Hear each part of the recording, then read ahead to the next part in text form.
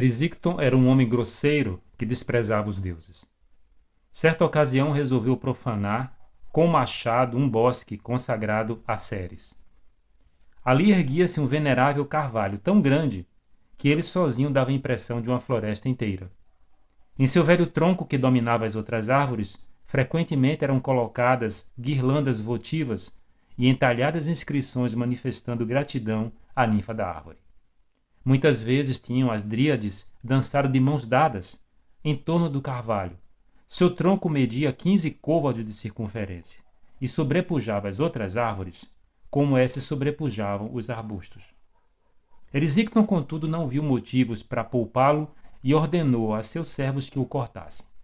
Ao vê-los hesitantes, arrebatou o machado das mãos de um deles e exclamou impiedosamente: Não quero saber se esta árvore é ou não amada pela deusa. Foste ela própria uma deusa, eu a abateria se interpusesse em meu caminho.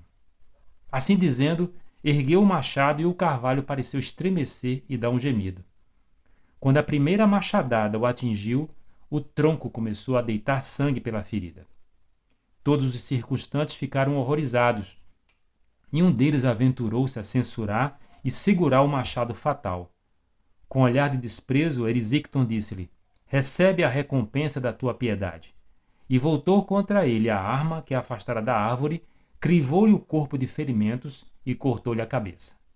Do meio do carvalho veio uma voz: Eu que moro nessa árvore sou uma ninfa, amada por Ceres, e morrendo por tuas mãos, predigo que o castigo te aguarda. Erisicton não desistiu do seu crime, e afinal a árvore, atingida por repetidos golpes e puxada por cordas, caiu com estrondo e esmagou sob seu peso grande parte do bosque. O livro de ouro da mitologia, Thomas Bulfinch. Olá, sejam todos muito bem-vindos ao canal Mitologia Grega de A a Z. Meu nome é Sérgio Paulo de Melo Feitosa, sou mestre em Ciências da Religião e psicólogo clínico, e é um prazer estar aqui mais uma vez trazendo conteúdos relacionados à mitologia grega. Quero deixar aqui um forte abraço a quem está chegando, quero deixar aqui um forte abraço a quem está reagindo, quero deixar aqui um abraço, inclusive, ao Luiz Eduardo Gauer, do canal Cientificando, que reagiu à minha última publicação sobre a introdução, apresentação e introdução do mito das ninfas. Quero deixar aqui um abraço para a Scarlett Victorious. A Scarlett escreveu, registrou e fez uma reação e eu respondi. E também o Tiago Augusto, que sempre apresenta, sempre fala alguma coisa que é interessante, importante ao conteúdo. E também as novas pessoas, os novos inscritos, que a gente não consegue muitas vezes identificar. Quero deixar aqui um forte abraço. Hoje, então, nós estamos dando continuidade. Hoje nós vamos, de fato, entrar no assunto em relação ao mito das ninfas, que são personagens importantíssimas na mitologia grega, e vocês vão ver perfeitamente o porquê disso. E, como eu disse antes no outro conteúdo, eu não poderia, por exemplo, estar falando de Zeus sem e sabendo que ele se relacionou no mito com diversas ninfas, deixar de lado esse conteúdo tão importante que é o mito dessas personagens chamadas secundárias. Elas não habitavam o Olimpo, mas são muito importantes. Eu encontrei, inclusive, aqui somente para título de conhecimento de vocês, na mitologia eu encontrei 137 ninfas nominadas. Então, são muitos personagens, né? Claro que existem personagens que são mais conhecidos, como vocês vão ver, tem outros que não são tão conhecidos assim, mas nas minhas pesquisas eu consegui localizar 137. É muito personagem. Mas enfim, então hoje a gente vai começar a falar do primeiro grupo, que é o grupo mais numeroso, para com que nos conteúdos subsequentes eu consiga fechar de fato em 2 conteúdos, talvez 3 no máximo, tá? Vou deixar ali, inclusive, no final também a relação de todas elas que eu consegui pesquisar, todas, das mais importantes às menos importantes. Bom, então, se você chegou até aqui por uma indicação do YouTube, seja muito bem-vindo ao canal Mitologia Grega de A a Z. Vou pedir que você se inscreva no canal, que você dê o seu like, que você ative as notificações. Vai ser um prazer contar com a sua presença e também, obviamente, estimular o crescimento do canal. Então, nós estamos seguindo num crescimento que é um crescimento aparentemente lento, mas nós já passamos de 500, nós estamos nos aproximando de 530 inscritos nessa semana aqui agora que eu estou gravando. Então, na verdade, nós estamos nos impulsionando, vamos dizer assim, né? E de um ritmo bem legal, bem bacana. Seja muito bem-vindo. Como é que a gente vai começar, então, esse conteúdo das ninfas, né? Então, vamos começar das ninfas epigeias, né? Elas estão associadas às situações de terra e de cultivo. Então, como eu disse num outro conteúdo, existem cerca de 15 espécies de ninfas epigeias. E aí eu vou citar aqui nominalmente todas elas para com que a gente vá avançando em cada uma delas. Essa relação aqui foi na relação em primeira em que eu organizei, mas eu percebi que eu vou fazer de uma certa maneira uma alteração daquelas que eu considero que são mais relevantes, mais fáceis da gente encontrar, do que outras que já são de um conteúdo ou de uma referência bibliográfica que é mais escassa, tá? Então, nas ninfas epigeias, então nós temos as ninfas oréiades. Eu vou explicar todas elas, tá? A origem, o que quer dizer etimologicamente. Então vamos lá. Então nós temos as oréiades, nós temos as antríades, nós temos as napéias em terceiro lugar, temos em quarto lugar as limáquides, temos em quinto lugar as alceídes, temos em sexto lugar as antusas, em sétimo lugar as dríades. Inclusive lá esse relato agora do Bullfink está relacionado a uma dríade, né, que depois eu vou explicar por quê. Em oitavo lugar as amadríades. Em nono lugar as auloníades. Em décimo lugar as melíades. Em 11º lugar as dafinéias. Em 12º lugar as cícias. Em 13º lugar as elíades. Em 14º lugar as ileoras ou iléoras, e em 15º lugar as hespérides. Cheguei a comentar rapidamente no último conteúdo sobre as hespérides um pouco mais demoradamente, tá? Mas então vamos lá. Então assim, fazendo um pouco uma certa inversão, e eu até citei aqui as melíades em 10º lugar, mas eu vou começar com elas, porque as melíades elas fazem uma entrada logo num dos primeiros textos da mitologia grega. Então isso quer dizer que elas são ninfas muito antigas, né? O culto delas é muito antigo. Em que situação as melíades elas se inserem? Elas se inserem exatamente no momento da castração de Uranus, né? Então as melíades eram associadas a uma planta que é chamada freixo, né? O freixo é uma árvore e essa árvore ela foi muito usada na antiguidade para a confecção de uma peça que era fundamental nas batalhas, que eram as lanças. E elas eram chamadas inclusive de ninfas dos freixos.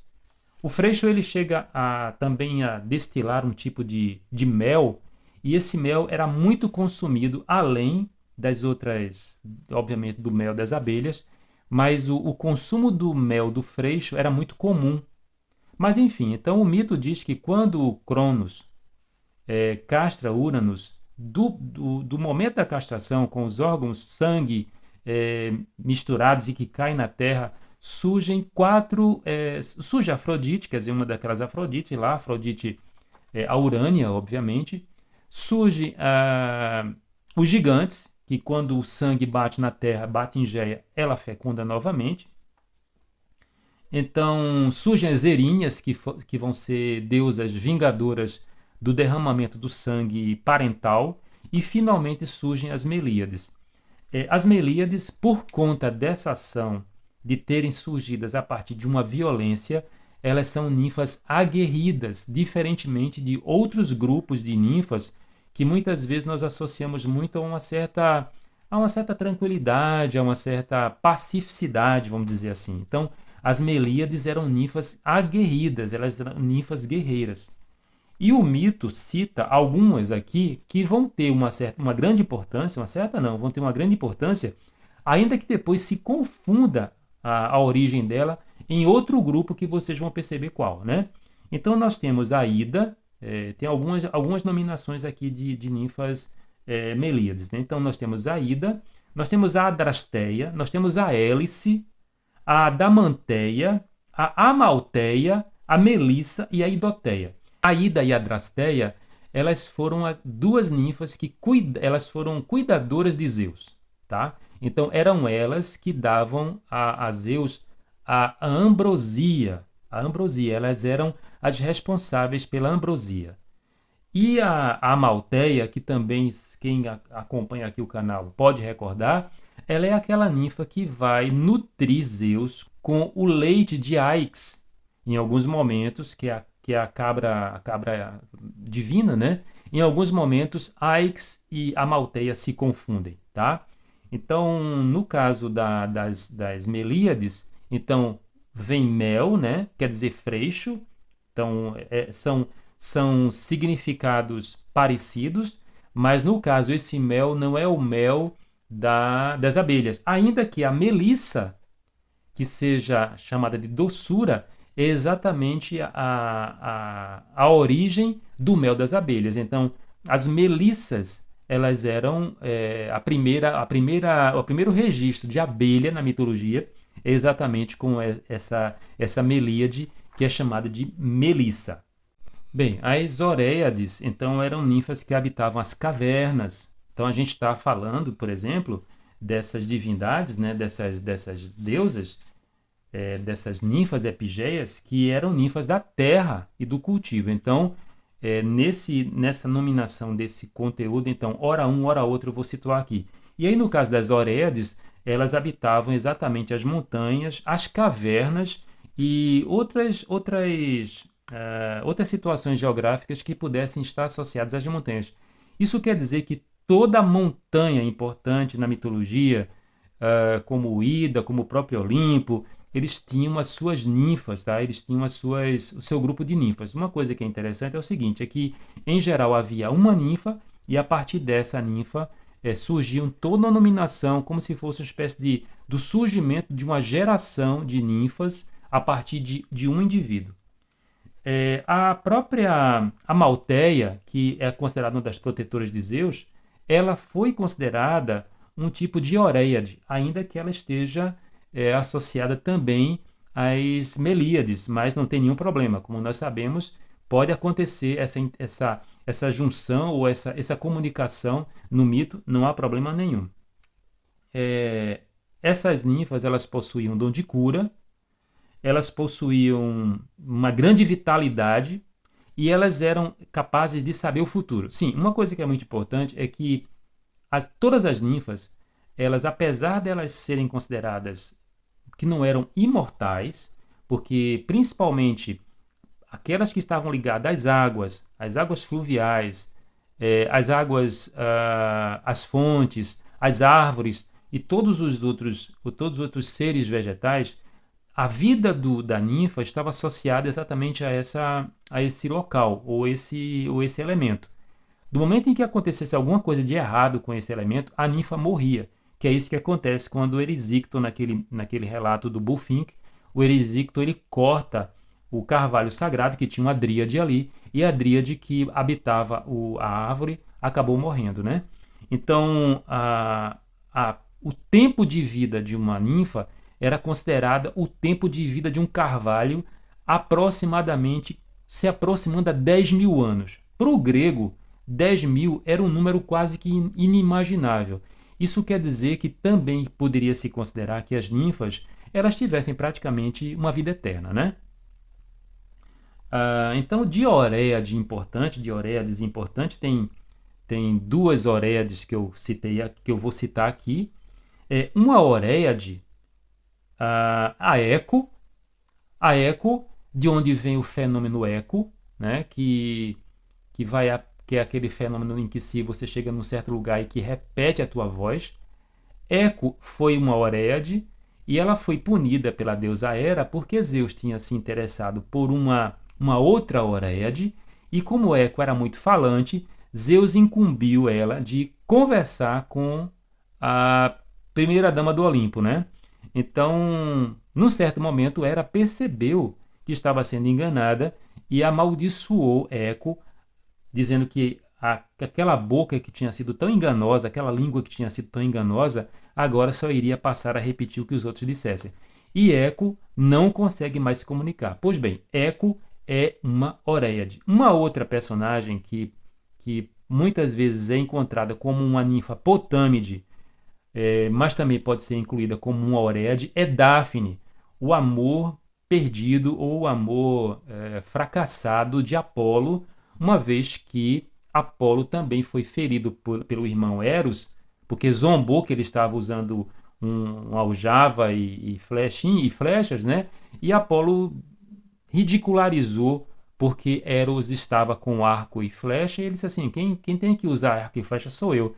Só que ele não imaginava que o poder que Eros era tanto e fez com que Dáfne fosse ferida por uma flecha que afastava o amor e Apolo foi ferido por uma flecha que aproximava, do desejo, né? Então, ele nunca conseguiu realizar a aproximação que ele tanto queria. E aí, Daphne, vai ser perseguida. Ela, na tentativa de fuga, ela pede ajuda aos deuses e os deuses transformam ela num loureiro. Consequentemente, ela se torna uma amadríade. Mas no grupo aqui, nesse grupo, ela foi considerada tanto uma potâmide, porque ela era filha de um rio, ou ela também está incluída pelo grupo das Oréiades, tá? Mas também ela pode se encaixar perfeitamente no grupo das Amadríades. As Antríades não existem assim no mito algum personagem de maior relevância, elas estão dentro do grupo dessas ninfas que habitavam as cavernas, as grutas e os outeiros. Bom, as Auloníades, que é o próximo grupo que a gente vai falar aqui, elas eram protetoras dos pastos. Então, assim, na antiguidade, do momento em que se descobre, que se percebe a domesticação dos animais, então a alimentação dos animais, obviamente, vai ser muito importante. Então, as ninfas auloníades, que eram a protetora dos pastos, elas eram muito cultuadas e a tradição mitológica diz que elas que faziam parte do séquito de Pan, tá? Então, assim, também no outro conteúdo eu cheguei a falar de que tanto Apolo tinha seu grupo, tinha seu séquito de ninfas, Ártemis também tinha seu séquito de ninfas, inclusive chamado de Artemísias.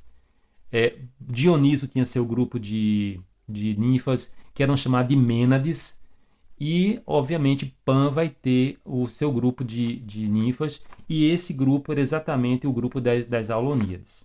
Bem, o próximo grupo, que é o grupo das Napéias, no grego, Napeia quer dizer planície. Então, elas eram ninfas protetoras dos vales, protetora das colinas, das depressões, e essas ninfas, diferentemente de outros grupos, como no caso das Melíades, que eram aguerridas, essas ninfas napeias, elas eram tímidas, elas se escondiam. Então, o mito diz que quando elas escutavam algum tipo de movimento, de movimentação nas florestas, por algum tipo de passante, de algum caminhante, de algum viajante, elas se escondiam e elas se recolhiam no fundo dos vales, os mais densos, os mais escuros, né? Então eram divindades que, de fato, era muito raro que houvesse um encontro entre seres humanos e elas.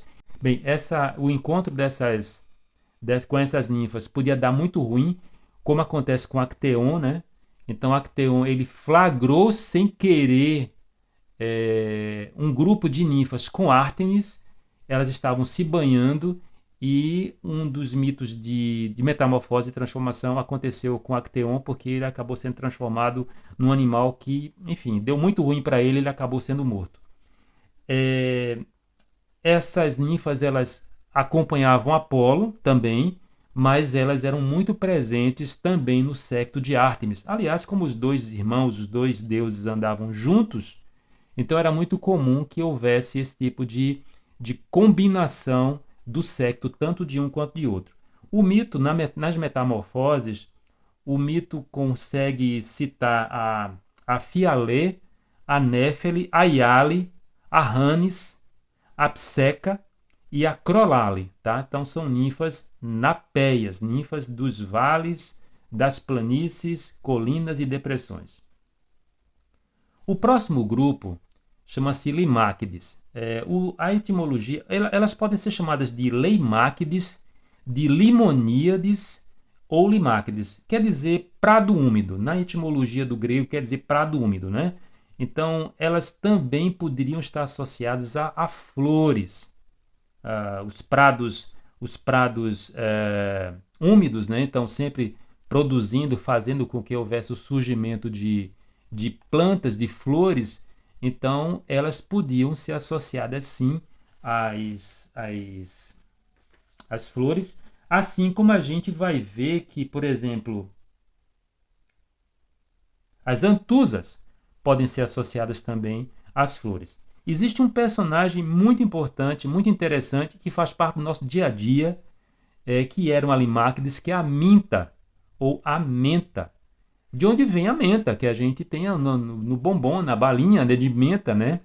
Então, quem era a menta? Menta era uma ninfa que ela vivia às margens de um rio, o rio Cocito, e ela era amante de Hades. Antes de Hades sequestrar, roubar Perséfone. Quando Hades chega ao mundo dos mortos com Perséfone, Minta ficou extremamente invejosa, ficou magoada, e ela começou a falar de como é que era bom o relacionamento que ela tinha antes com Hades, antes daquela estraga-prazeres da Perséfone chegar. E ela não escondia o desagrado dela em relação à chegada da sobrinha, da sobrinha de Hades no mundo dos mortos. Tão incomodada ficou Perséfone com aquela história que se repetia, se repetia, se repetia, que amaldiçoou Minta, transformou ela numa planta que é fácil machucar, né? Então, transformou ela e chegou a pisotear. E Hades não conseguiu. Hades, a Perséfone é o grande amor na mitologia,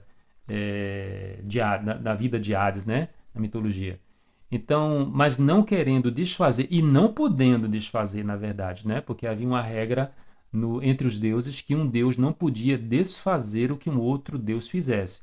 Podia transformar alguma coisa. Então, penalizado com a situação de Minta, então ele faz com que ela tivesse um aroma agradável. Então, apesar de frágil, ela vai ter um aroma agradável e que ela, inclusive, era usada, a menta, em algum tipo de beberagem, algum tipo de poção para questões de saúde. Essa planta ela era usada. Não é à toa que ela foi, que o processo, por exemplo, de transformação dela acontece no mundo dos mortos. Tá? Então, a minta ou menta é uma ninfa limáquide. Agora nós temos as alceídes, né? Alceíde no grego quer dizer bosque. Então eram ninfas protetoras dos bosques especificamente, né? Elas também protegiam as flores. E há uma ninfa que é a Alceide, do qual dá nome a todo o grupo. Essa é considerada a Afrodite das ninfas. Alceide era a ninfa mais bela da mitologia.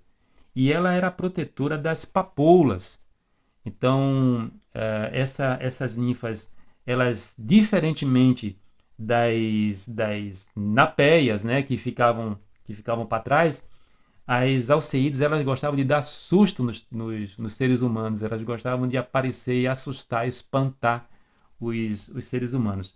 E há uma situação que acontece com alceídes, que é o seguinte: é, Zeus, nas suas expressões de raiva no mito, ele gostava de jogar raios, de arremessar raios.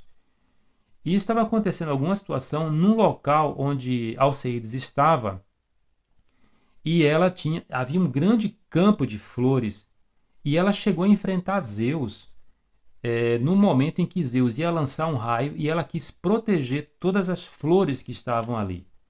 Impressionado com esse comportamento da ninfa, Zeus deu a ela a condição dela habitar para sempre aquele lugar e ela sempre protegeria aquele canto. Então, ninguém mexeria com ela mais ali.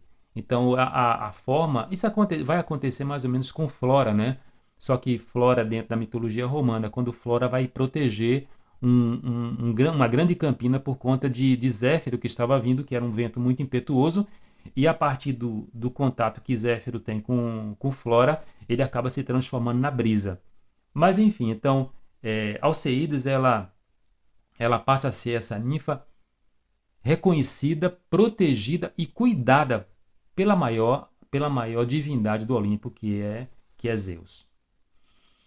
O próximo grupo é um grupo de divindades que é super importante porque elas protegiam plantas que estão no nosso dia a dia, tá? Que são as antusas. Eu tinha comentado que as antusas, juntamente com outro grupo de ninfas, elas protegiam as flores, mas as antusas, especificamente de fato, elas são as são ninfas protetoras das flores e dos lugares floridos, independente de tipo de variedade, seja qual for. Então, as antusas estavam ali para proteger essa criação, esse tipo de vegetação. Então havia a Iante, que era protetora, considerada protetora das violetas, a Rodeia, que era considerada protetora das rosas, a Liríope, que é considerada, adivinha, a protetora dos lírios, né? A Clítia, essa é muito interessante e muito importante o personagem Clítia, que era a protetora dos girassóis. Então, a Clítia, ela foi um grande amor de Hélios, o deus Sol Titânida, e num certo momento, Hélio se apaixonou por uma divindade marinha, a Leucoteia, e simplesmente abandonou o amor dele de Clítia por Leucoteia. Inconformada, ela ficava esperando, ela ficou num canto, na beira de um local, na beira de um rio, na beira de um lago, ou beira um riacho, que seja, e ela se recusou definitivamente a sair dali. E ela foi definhando, foi definhando. E os deuses penalizados com a situação de Clítia, eles transformam Clítia no girassol, que é chamado heliotropos, né? Então é uma planta que, na medida em que o Sol vai passando, ele de uma certa forma ele acompanha o movimento do Sol. A ação da planta por um aspecto da sua condição vegetal, então ela busca a luz solar. Aliás, a grande maioria das plantas, a gente sabe que tem uma atração pela luz solar, mas o girassol, ele de fato não é à toa que tem esse nome, né? Mas é um mito de origem, e esse mito de origem é exatamente a ninfa Clítia, que era uma antusa. Tem uma outra ninfa que é extremamente importante também, que eu de uma certa forma acabei agora falando, que é Flora, que na mitologia grega ela é Clóris, que quer dizer a verde.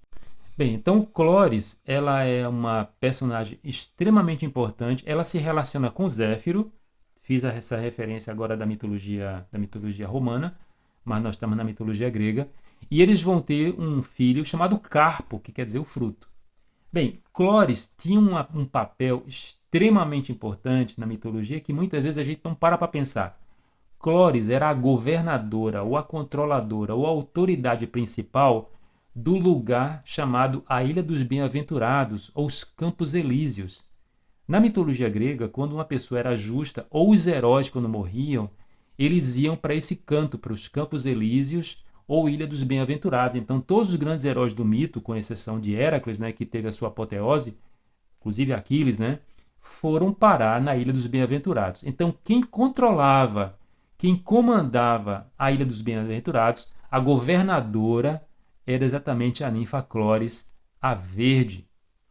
Bom, agora a gente vai entrar num grupo de ninfas, né, que são super importantes, não que as outras não tenham, obviamente a gente acabou de falar agora de personagens super importantes, que são as dríades. Talvez as mais famosas ninfas do mito são do grupo das dríades e mesmo das amadríades. Muitos mitos, por exemplo, relatados pelas metamorfoses, e aqui recordados, por exemplo, no o livro de ouro da mitologia do Buffink e outros livros, né, outras fontes primárias mais antigas, sempre estão citando as dríades. Por quê?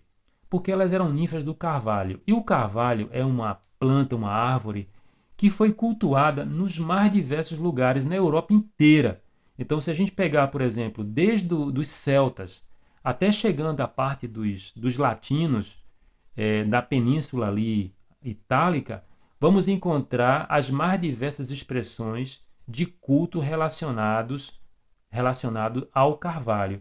E, obviamente, com os gregos não seria diferente. Dríade quer dizer carvalho, no grego, né? E nós temos um personagem muito, muito, muito importante, uma dríade, que é Eurídice. Então, quem foi Eurídice? Eurídice foi o grande amor de Orfeu, e Orfeu é um personagem ligado aos cultos de mistério, que juntamente com Deméter vão formar talvez os dois mais importantes cultos, um chamado os cultos eleusinos e outro os cultos órficos. Então, Eurídice ela foi perseguida por um outro homem, né? Ela muito apaixonada por Orfeu e num certo momento ela fugindo desse perseguidor, ela pisou inadvertidamente em uma víbora e essa víbora picou ela e ela acabou morrendo. Então vai chegar num certo momento que no mito dos heróis eu vou citar essa história trágica de Orfeu e Eurídice. Pois bem, Eurídice era uma dríade. Bem, então a partir de agora, terminado a parte das dríades, nós vamos pensar no caso das amadríades, em que são ninfas relacionadas a todas as árvores, com exceção dos carvalhos. O carvalho vai ter a sua classificação especial de ninfas, que são as dríades. Então, todas as ninfas associadas a qualquer tipo de árvore eram as amadríades. E uma característica bem interessante: as dríades elas conseguiam se desligar até uma certa distância dos carvalhos, mas as amadríades não. As amadríades elas estavam presas. O mito relata que elas conseguiam até sair um pouco o corpo da árvore de origem, mas elas não conseguiam sair completamente como as dríades faziam. Todos os mitos que a gente vai encontrar, por exemplo, de transformação em olmos, em abetos, no caso mesmo de Daphne com o loureiro, são transformações ligadas às amadríades. No caso mesmo de Daphne, Daphne é uma ninfa potâmide, ela era filha de um rio. Então, mas mesmo assim, ela vai ser associada, vai ser transformada num loureiro e, consequentemente, a partir daí, ela vai ser classificada como uma amadríade. Então, a partir de agora, todas essas classificações finais das ninfas que estão relacionadas aqui às epigeias, elas são todas amadríades. Para nós finalmente fecharmos esse grupo, ficou faltando, por exemplo, as dafneias. Então, as dafneias elas são ninfas protetoras dos loureiros. E também fiz um comentário mais anteriormente que está associada a Daphne, que quer dizer loureiro, né?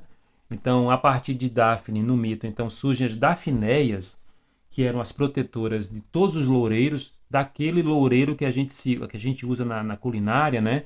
E que nas competições de corrida e tudo mais, então existe aquela coroa de folhas de louro que os vencedores recebem, até mesmo nas fórmulas de corrida, Fórmula 1, Fórmula isso e tal. Então os vencedores sempre eles recebem uma coroa de louros. Os imperadores romanos eles recebiam, ou generais, quando eles venciam algumas batalhas, eles recebiam uma coroa de folhas de louro, né? Então nós temos as cícias. As cícias eram ninfas protetoras das eras. Essa era, ela não é a era uva, tá? Porque a gente sabe que existe a era que é a videira, mas essa era aqui, ela não é a era a videira. É uma planta mais específica, mas não tinha a importância, por exemplo, que a videira possuía. Mas havia umas ninfas que se acreditavam que seriam protetoras desse tipo de planta. As Helíades eram as protetoras dos álamos. Então, os álamos são árvores imensas, muito grandes. As Ileoras, que eram, por sua vez, as protetoras dos abetos, que é um outro tipo de planta gigante, de uma árvore gigantesca. E, finalmente, nós temos as Hespérides.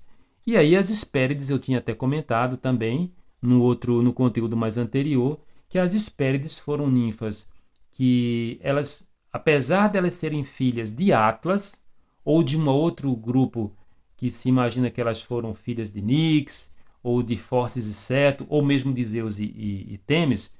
Então, as Hespérides, elas eram ninfas que, mesmo não tendo essa origem relacionada às plantas, elas foram colocadas para protegerem a planta principal, talvez, da mitologia grega, que era exatamente a planta que foi dada de presente de casamento pela deusa Géia à deusa Hera, e que essa planta havia sido colocada no extremo ocidente, em que as ninfas Hespérides iriam ali proteger. Então, como vocês perceberam, a quantidade, a especificidade e a importância do mito das ninfas está colocado, está posta, fica fácil. Então, muitos elementos do dia a dia, que hoje em dia nós temos, nós podemos perfeitamente recordar de uma antiguidade, e essa antiguidade está associada à presença das ninfas nesses elementos. Bom, então eu vou terminar o nosso conteúdo desse grupo de ninfas aqui pelo momento. Vou encerrar por aqui. Eu quero dizer que você é muito bem-vindo ao canal. Você está no canal Mitologia Grega de A a Z. Meu nome é Sérgio Paulo de Melo Feitosa. Sou mestre em Ciências da Religião e psicólogo clínico. E quero dizer que se você chegou até aqui também deve ter se interessado pelo conteúdo. Então vou pedir que você dê o seu like, que você ative as notificações, que você se inscreva no canal, que você fale para pessoas amigas que gostam do conteúdo de mitologia. Eu tenho trazido aqui nesse conteúdo, de fato, eu tenho procurado trazer a maior quantidade de informações possíveis em relação à mitologia. Uma coisa que eu percebi bastante nessa pesquisa, por exemplo, navegando por alguns sites que falam de assuntos da mitologia, que realmente, para você ter um acesso que seja um acesso mais denso, com mais qualidade, você tem que ir, de fato, para os clássicos, de fato, você precisa ir para os autores que são autores consagrados, porque eu percebi um grande copia e cola e fica até difícil você, se você ficar naquele lugar comum, naquele feijão com arroz em relação ao mito, você não vai conseguir se aprofundar em absolutamente nada. Mas nada como nós irmos, por exemplo, para um Junito Brandão, como nós irmos para um próprio Bullfink, ou nós irmos mesmo para os textos clássicos, né? Como um Ovídio, como um Homero, enfim, autores que a gente sabe que vão ali pontuar com qualidade e, claro, a gente vai precisar fazer todos os links para que o assunto fique compreensível, ainda que seja de uma extrema complexidade, como vocês podem estar percebendo. Bem, quero deixar aqui um abraço, agradecer pela presença de todos e até o próximo conteúdo, quando nós iremos dar continuidade ao mito das ninfas. Até breve.